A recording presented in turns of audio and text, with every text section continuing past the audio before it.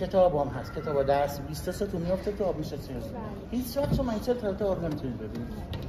بعدم شما تو ایران مثلا شهر قزوین برید یه برنامه داریم به نام 40 ستون که تو آبم نمیفته، بازم بهش میگن 40 ستون. خب این دلش نکه که دوره پهلوی محمد رضا شاه و فرخ از ملکه انگلستان دعوت کردن اصفهان.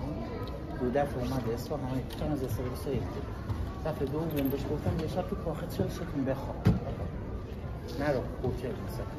این منطقه این تا ببینید اینجا دیواری که گچیه پشتش نقاشیه، یعنی گچ بعد انگلستان به نقاشی.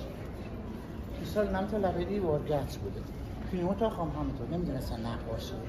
ولی خب این من که انگلستان میان نودی و صندلی یا فلان اینا یه بخاری میگذارن که سرد نباشه. دورش هم خواستن بدن بیرون. چکن دیوار هم تو گچ ساده است. نمیدونستن پشتش نقاشی. دیوار که سوراخ میکنن لوله رو رفت کنن متوجه میشن که رنگ دورش هست. بعد شروع میکنن یکی گچ رو بکنن مثل کوسرون همراه با گچ روی اون زیرم یه مقداری کنده میشه. بعد میان تو ایوانم لایه برداری میکنن میرسن به تاریخ ساختمان.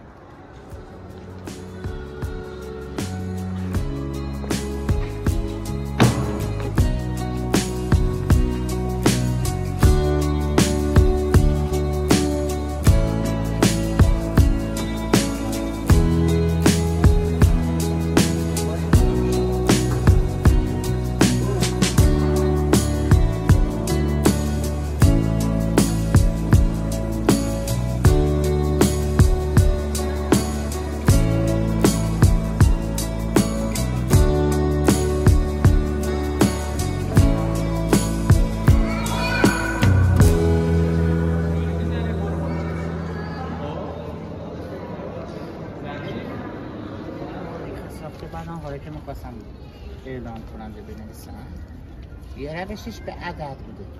شما برید متن شیخ لطفی یا متن جامع عباسی ورودیش نوشته 1025 1012 به عدد. یه روش دیگه شو این بود که چطوری یه شعر میگفت یه شاعر تبریزی نزدیک باشه محتشم اینا که مصرع آخرش در تطبیق با حروف ابجد بشه اونطور که اونو میخواد که خیلی سختم بود. یعنی شعرها توی هفته میگفت اون مصرع گیر میفته اینقدر هی باید عقب جلو میکرد که اونطور که دردیم. حالا تو لایه برداری هایی که پهلوی اینجا انجام داده اونطور که اومده بیرون.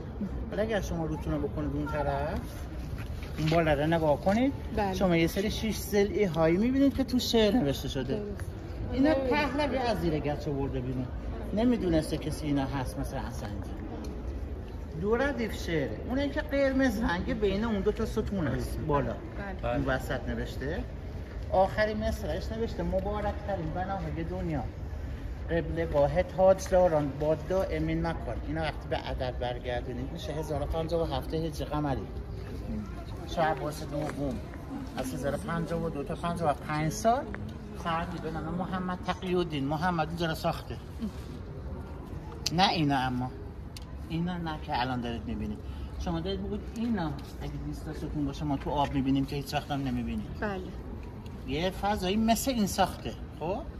که بعضی از مورخین هم میگن اون فضا 40 تا ستون داشته که ساخته واقعا. حالا جلو نشونتون میدم دلیلش. بعد اون پایین چی نوشته؟ نوشته 1118 از حضرت نبوی بود که آتش به 40 ستون افتاد. تو خود دوره آخرین پادشاه صفوی شاه سلطان حسین اینجا یه آتش سوزی سختی رخ داد و از میشود به حضور که ستون‌ها با سقف‌ها پرده هم از بین میره. از نو که بازسازی میکنن 20 تا ستون براش قرار میدن. پس این که بهش میگن 40 ستون، نه که حالا بر اساس شکل فعلی.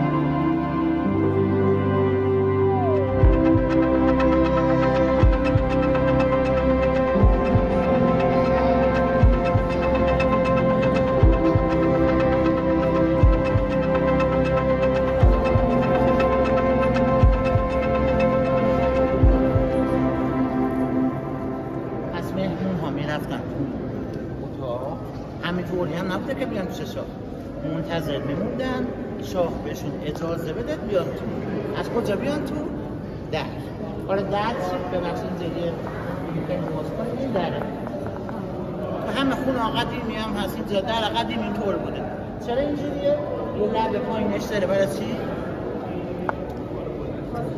کار بلند. حالا وقتی شما میخواید پاتها بلند کنید که به این لبه گیر نکنه، کجا رو نگاه میکنید؟ پایین. پس نگاه اوله به پایینم نه به داخل. پس میزبانش خود زود باشه تا هم زنگ آماده نباشه. ولی اگر خیلی کنجکاو بود می‌خواست این پیتونی نشسته چیکار می‌کنه؟ آدگیر می‌کرد خود زمین که دیگه نگاه نکنید. این مال اینه. برای این درست کردم. و چوبی هم که بین دو لنگه در زدن باریکه به این دلیل که شما از بین در زدن هم اون طرف رو نگاه نکنید.